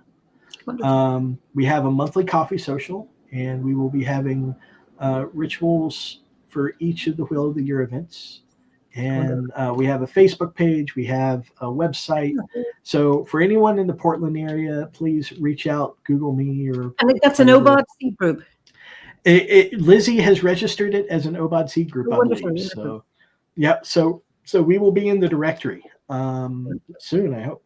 And then, yeah. So Druid community is up and going, and it's just been an absolute blessing. Just one after another. You take one step at a time, and with an idea of what you want to do with life, and you're open to synchronicity, and things happen. And it's just an amazing thing. And then, I got to the point where I was like, okay, I'm starting to get bored, so I guess I should return to full-time employment. So I started looking for a job, and thankfully I found a job back in my career space. One of the things with time off or any kind of thing, it's like, do you start your own business? Do you want to, what do you want to do? And for me, there's a couple of things in here. One, I still have some things financially I want to do in terms of a home, in terms of my son's education, and things like that require just bigger money amounts. So I'm not quitting my day job, even though I quit my day job for a year. I'm not quitting my day job. I start with my new data center role January 9th, and I'm happy about that. And that'll be like the turning of another page in the chapter. Right. However, eventually I'm continuing on with Ovate, looking at the Druid grade. I'm still in the Serving the Living the Dead course, working through that. And eventually, I think what I'm working toward is having a little side practice, if people are open to it, of speaking at funerals and officiating funerals. I don't aim to make any money at it. I don't aim to make it a full-time profession, but AODA has a wonderful concept of, are you an earth druid, people druid, things like that. And I would definitely term myself a people druid. Developing connection with the land, that's something that you have to do anytime you move somewhere. That's true. We could talk about, what I've been learning about the Pacific Northwest and the trees here, because there's just so much. There's so much nature here. We could go on for 2 more hours about it, but we won't. One of the most interesting things that I've learned here and see everywhere is the amount of English ivy everywhere. It's considered invasive here, but it's in landscaping, it's outdoors, so there's ivy all over the place, and it's kind of beautiful. And not poison. We have poison ivy and poison. I know. Yeah, we have all of that too, but poison ivy is so pretty. I saw it when I was at the Gulf Coast Gathering in 2019 in Louisiana, and it was like, oh, that looks like such a delicate. Because the leaves are very soft and pale, lighter green. Because the ivy, I think you're talking about, is that kind of rubbery, shiny, tough leaves. This looks such a pretty plant. I was glad I was shown it. That's how it gets you. It's so pretty. You want to touch it, and then that's it. So you're getting good wishes for your job. Thank you. And Pat says ivy is English. No, it's Irish, Pat. I don't know if it's Irish or English. Wherever it grows here. But it's not American, I think. It's not a native of the US, that ivy you're talking about. Yep. One last thing I just wanted to throw out and mention, talking about different groups I've been affiliated with and things like that. Also in all this, with Stuart Jeffrey, I got involved a little bit in the Order of the Oak. Freebeard, yeah. Yep. So, he's a guest. Yeah. So I do Stuart's Discord for the Order of the Oak, and I've helped out with some of their like documentation and stuff like that. Coming up while I'm here, they have a conference coming up in February called Walking the Walk, Sacred Actions for the Earth. And they're going to have some guests February 5th. Chief Reuben George, Dana O'Driscoll, Harriet Sams, Les Malbin, and Steve Breedlove. So where's that going to be? I believe it's virtual. It's going to be Sunday, February 5th, 6 p.m. to 9:30 p.m. GMT. So if anyone is interested, that's a great group of speakers. They've been, I haven't been on the conference committee for it, but I told them I'd give it a mention while I'm here with you today, and just wanted to do that as well. What time did you say it is? That's going to be 6 p.m. GMT, Greenwich Mean Time. How long? Because our OBOD ceremony starts at 7 p.m. GMT. 3.5 hours, so it sounds like an overlap. Okay, no worries. I am sorry for mentioning and competing. Oh, no competition. People. Good. Okay, so Timey wants me to put the event in. So tell me what the event is again. I can type it in. Yeah. It is Walking the Walk, Sacred Actions for the Earth.